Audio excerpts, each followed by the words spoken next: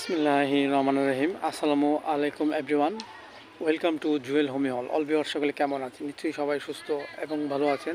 আজ একটি নতুন স্পেশালিস্ট ভিডিও নিয়ে আলোচনা করব। ভিডিওটি হলো চুলকানি চিকিৎসায় হোমিওপ্যাথি উপায়। দেখেন এভরিওয়ান, আমাদের মানবদেহে গুরুত্বপূর্ণ একটি ভিডিও। আমাদের মানবদেহে বিভিন্ন সময় বিভিন্ন রোগ আমাদের শরীরে বাসা বাঁধে। যেমন দেখা যাচ্ছে যে শরীরে কিছু চাকা চাকা কিছু বর্ণ হয় এবং দেখতে লাল বর্ণের হয়। একে অনেক সময় আমরা চুলকানি কিংবা অ্যালার্জি বলে থাকি। সেভরিওয়ান, এই রোগটি হওয়ার কারণ হলো দেখা যাচ্ছে যে আমাদের পরিপাকতন্ত্রের যদি অবিরাম কোনো ত্রুটি থাকে কিংবা আমরা প্রচুর পরিমাণে যদি চুলকানি জাতীয় খাবার খাই, এর ফলে আমাদের মাঝে এই চুলকানি রোগটি হতে পারে। সেভরিওয়ান, এই রোগটি আমাদের মাঝে হলে লক্ষণ অনুযায়ী আমরা যে ওষুধগুলো খেতে পারি, যেমন দেখা যাচ্ছে যে আমাদের শরীরে কিছু চাকা চাকা কিছু বর্ণ হয় এবং বর্ণটি দেখতে গোলাপি রঙের হয়, প্রচুর ব্যথা করে।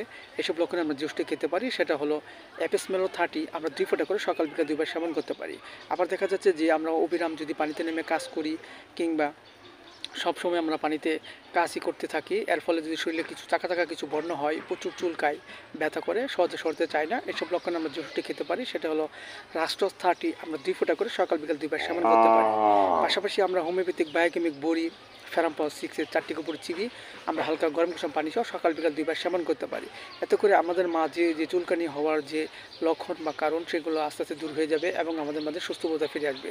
সেভরিওয়ান, ভিডিওটি ভালো লাগলে অবশ্যই আপনারা লাইক দিবেন, সাবস্ক্রাইব করবেন, কমেন্টস করবেন এবং অবশ্যই আমার এই ভিডিওটি শেয়ার করে দেবেন। সবাই সুস্থ থাকেন। Thank you so much.